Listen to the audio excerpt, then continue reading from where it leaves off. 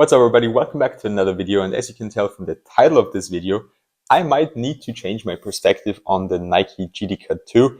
It's a nice story how I got this second colorway, so stay with me until we get through the story. Then I'm going to explain why I actually think that these could be a good performer. If you've seen one of my last videos, it's the top 5 basketball shoes you shouldn't buy. The GT Cut 2 was actually the number 1, and I said you should get the GT Cut 3 instead. I would still say that, but I've learned to appreciate the GT Cut 2 through a teammate of mine. Shout out to Q. We traded shoes at the end of the season. If you watched my last video I posted, I had like a season recap. We finished as vice champions of Austria. So a pretty good result. That's why I haven't been posting so much. But also the end of the season always means a farewell. So we said goodbye. We were not sure if we're going to play on the same team next season. Both our contracts are running out. And we did like a little sneaker trade at the end. He didn't want to take all of the shoes he had back home with him. So I gave him a pair of the Series Player Only Game 1 mids, and he gave me the GT Cut 2 and a streetwear shoe. And I wanted the GT Cut 2 because I have this colorway right here, the black one, and I've worn them like 5-6 times and they still feel absolutely terrible. I really tried to break them in, but it didn't work. They were crazy narrow, the tongue kept moving around, and the traction performance also wasn't good, especially on dusty courts. I was just sliding around. I did appreciate the cushioning setup a little bit, but it also didn't feel amazing. So I thought, okay, I'm not going to play with them anymore. I don't need another pair. Just going to wait for the GT Cut 3 and hope they're better. I would still say that the GT Cut 3 is better. I like the design more. I like the colorway selection more, and I like the performance more. They are lighter. ZoomX cushioning is the best thing I've seen in a while from Nike Basketball. My favorite cushioning setup because you have great impact protection and are still wearing a lightweight shoe. You almost don't feel them on foot. They're supportive enough. The tongue is padded, very comfortable, great traction performance, and the materials are also nice. Soft, comfortable, breathable, and lightweight. So I would still say that the GT Cut 3 is better than the 2s, but I got a really broken impair. As you can see, he's been playing with them for almost a full season. They're ripping up a little bit here and there, but they're still good to play in. Traction is also still holding up. That's something I've always said about the GT Cut 2. They're a great option for outdoors because they are so damn durable. Now, my first point of critique, the tongue that keeps moving around. It's still there, but I've heard a lot of you guys comment underneath my videos that I should lace them through the tongue, through those little holes here in the tongue, and I'm going to try that out and see if that gets rid of the issue. My second issue with them was the very narrow fit. Of course, you can change the fit of the shoe just by wearing them, but you can break in the materials a little bit. You can soften up the materials, and that's exactly what he did. They are way softer now. They're broken in, and also here my foot is extremely wide in the midfoot area. They feel way more comfortable here. My foot is allowed to go out a little bit more, which my pair didn't allow me to, so it was really uncomfortable wear for me. And my last point of critique that I had was I couldn't feel the cushioning setup that nicely, and the traction performance was bad. Traction performance now, even though this one was used so much, feels really good inside my flat.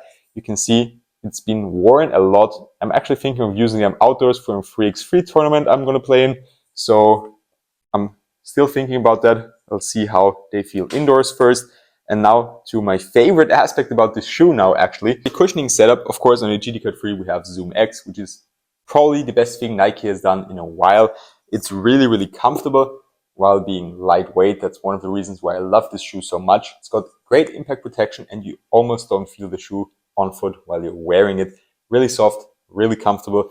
That's exactly what I want from a shoe. Unlike the GT Cut 2s, at least the pair that I had, they felt very uncomfortable, very stiff, too narrow and hard to break in. So I gave them some time already, but they still didn't feel nice. I didn't fully feel the full length Zoom Strobel cushioning setup. And of course they have the drop-in midsole with the heel cushioning setup. We have a React drop-in midsole, a Zoom unit in the heel, and then the full-length Zoom Strobel. So that's really a crazy cushioning setup. You have a triple cushioning setup in the heel. You have the React, the Air unit in here, and then you also have the Zoom Strobel. And I was so surprised that I couldn't properly feel it on my pair, even after multiple wears. And then I put on this pair and it felt amazing right off the box. Really comfortable, really soft, very nice on underneath your foot. Reminded me a lot of the Nike KD14, which was a goated performer. If you had these, you know what I'm talking about. If you didn't have them, I can highly recommend you get a pair. I actually also got the KE17s in just a few days ago. It might be that I've uploaded my first impressions video of them already. Just recorded it before I'm recording this video, so make sure to check that out. If not, make sure to subscribe if you don't want to miss it. Back to the GD Cut 2 and the GD Cut 3. As I said, I put them on. They felt amazing right away. So much compression, so much bounce. Very, very comfortable. Really liked how they felt. Would be nice if you could get a broken in pair directly from Nike. I still don't like that you need to break them in for so long. I've had people comment and say, yeah, give them like 3 weeks, 4 weeks, then they'll be perfect. But I just can't go through that long of a breaking period. I'm playing games every week, multiple games usually. I practice every day, usually twice a day, and I just can't have shoes that hurt my feet so much for such a long period of time. I can go with, let's say, a 5-day break-in period max, split up over maybe 2 weeks. I can handle that, but it can be longer than that. Otherwise, my feet just hurt while playing and practicing. But as I said, it would be cool if you could get a broken in pair right out of the store. Maybe trade with your friends if they have a pair, if you really want to play with them. That could be an option to get the nice feeling right away. For the weight of the GD Cut 2, they are actually also heavier than the GD Cut 3. They come in at 17.45 ounces, whereas the GD Cut 3 come in at 15.05 ounces. They feel amazing on foot and really, really comfortable.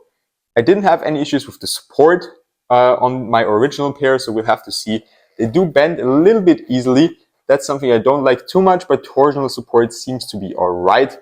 And apart from that, the heel lockdown was always okay, but you still feel a little bit high off the ground, even though you've got a drop in midsole, which is usually low to the ground.